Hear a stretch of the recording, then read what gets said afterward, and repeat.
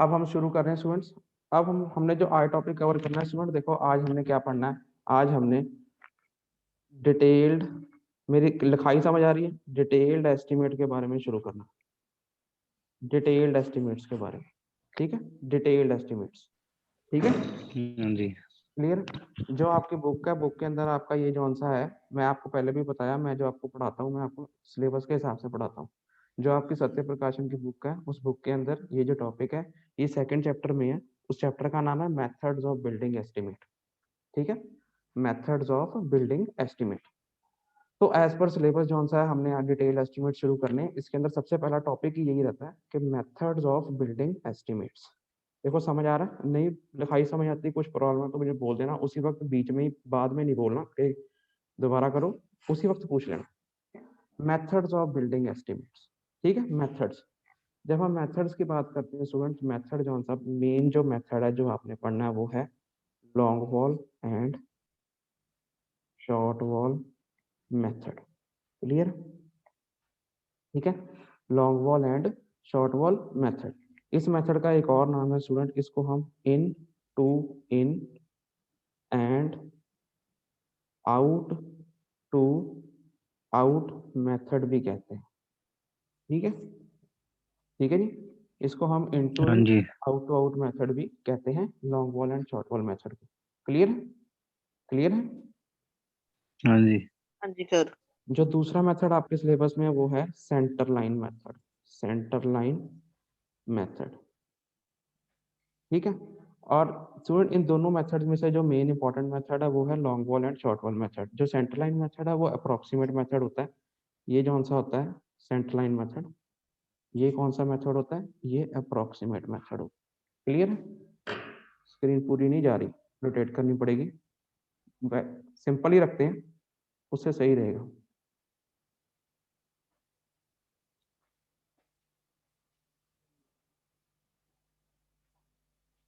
ये आपको टेढ़ा दिखता है।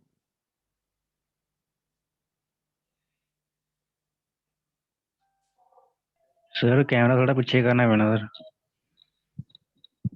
पूरा भी पेपर नहीं आ रहे। मेरी बात सर कैमरा का थोड़ा पीछा कर लो सर। तो कैमरा में कितनी पीछे कर लो सूरज, अब ठीक था सर। ऐसे, ऐसे भी हाँ पेपर, सर ठीक।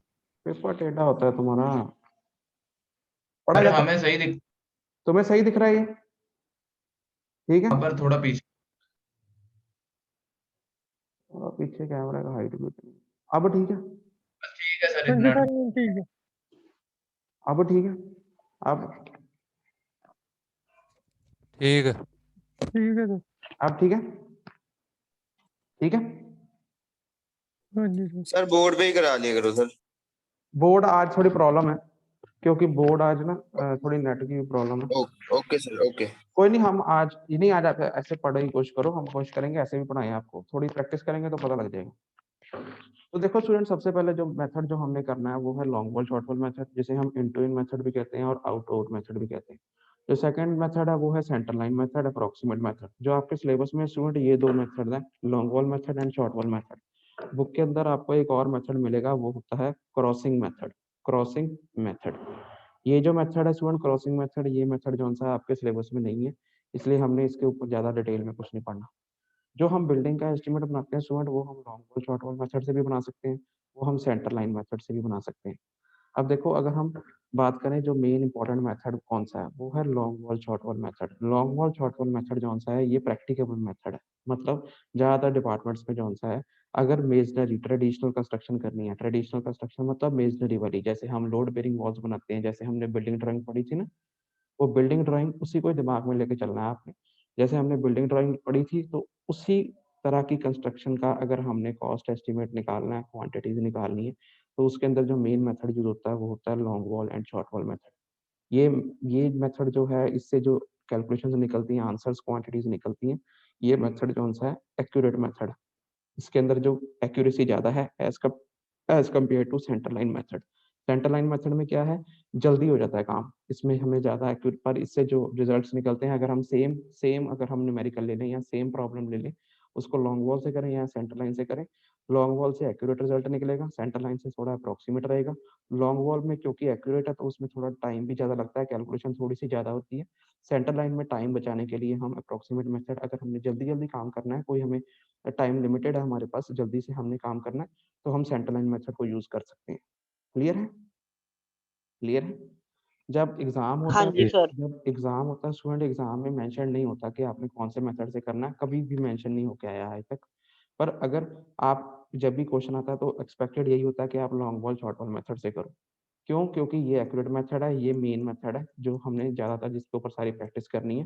क्योंकि ये सेंटर लाइन, अगर आपको ये लॉन्ग बॉल शॉर्ट बॉल आ गया, सेंटर लाइन ऑटोमेटिक आ जाना। अगर आप सेंटर लाइन पे बेस रखोगे तो आपकी अप्रोक्सीमेट कैलकुलेशन रहेंगी। क्लियर है? क्लियर है? हाँ जी। क्लियर? तो अब जो आपके बुक है, बुक के अंदर कौन सा है, देखो ये जो मैंने आपको पढ़ाया, पहले देखो ध्यान से, ये है methods of building estimates. Methods of building estimates.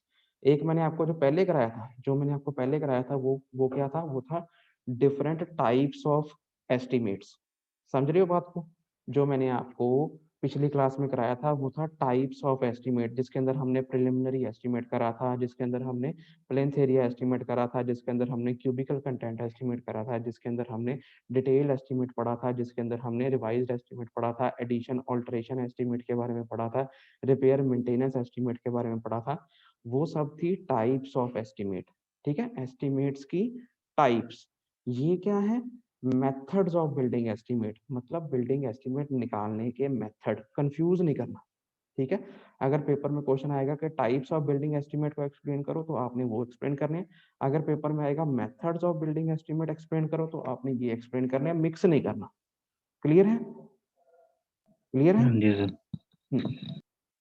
तो मेथड्स में स्टूडेंट, अब हम पहला मेथड जो हम शुरू करने लगे हैं, वो कौन सा मेथड है? वो है लॉन्ग वॉल। इसको long wall and short wall method ही कहते हैं ज्यादातर, इसका नाम जो मेन है वो है long wall and short wall method.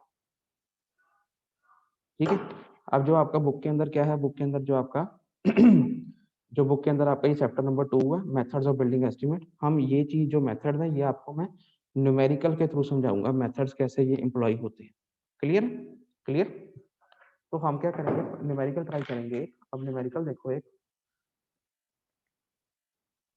Numerical क्या कहता है, न्यूमेरिकल कहता है calculate the quantity of earthwork. Numerical देखो ध्यान से, न्यूमेरिकल सबने ध्यान से समझना। देखो ये बेसिक्स हम शुरू करने लगे हैं, methods of building estimate basics. अगर ये नहीं समझ आएंगे फिर आगे आपको नहीं समझ आएगा। स्टेप बाय स्टेप चलेंगे, एक एक क्वांटिटी निकालनी सीखेंगे। तो आज हम फर्स्ट क्वांटिटी निकालनी सीखेंगे। अगर किसी को कहीं पर किसी भी तरह की कोई दिक्कत रहेगी तो आपने उसी वक्त पूछ लेनी है, सारी क्लास में। क्लियर है? सारी क्लास में। ठीक है, हाँ जी सर। अब हाँ जी।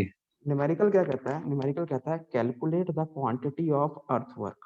हमने क्या निकालना है, हमने क्वांटिटी ऑफ, राइटिंग पढ़ी जाती है, अर्थवर्क निकालना है। हाँ जी सर। क्वांटिटी ऑफ अर्थवर्क निकालना है। किस में निकालना है? Calculate the quantity of earthwork in excavation for foundation, for foundation. ठीक है, जो हमने क्वेश्चन क्या कह रहा है, क्वेश्चन कह रहा है calculate the quantity of earthwork in excavation for foundation.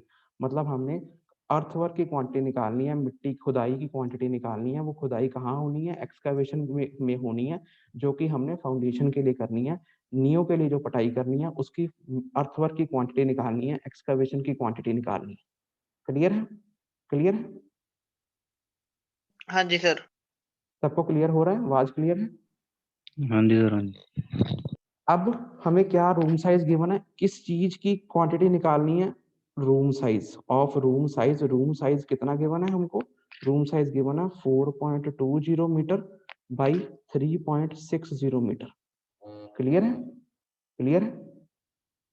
हाँ जी। हाँ जी सर। ये रूम है, रूम का जो साइज है वो है 4.20 मीटर बाई 3.60 मीटर। इसकी वो बोलता है कि इसकी हमने फाउंडेशन के लिए हमने जो एक्सकवेशन करनी है, मतलब इसकी नींव रखने के लिए जो हमने खुदाई करनी है, उस खुदाई की क्वांटिटी निकालो, एक्सकवेशन में अर्थवर्क की कितनी खुदाई होनी है, मट्टी कितनी खुदाई होनी है, वो क्वांटिटी हमने कैलकुलेट करनी है। क्लियर है?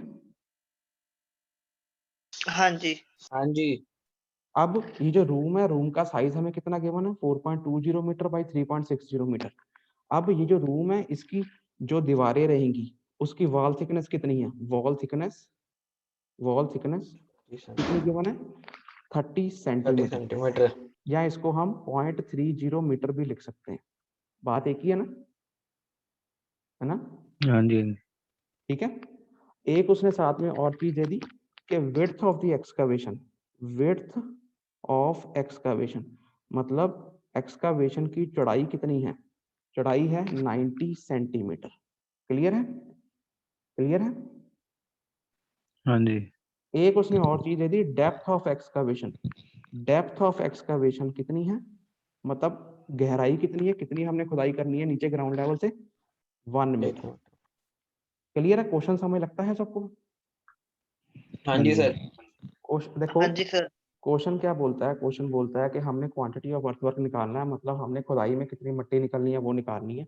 वो मिट्टी कहाँ पे निकल रही है, फाउंडेशन में, फाउंडेशन रखने के लिए जो हमने नींव पटनी है उसमें हमने अर्थवर्क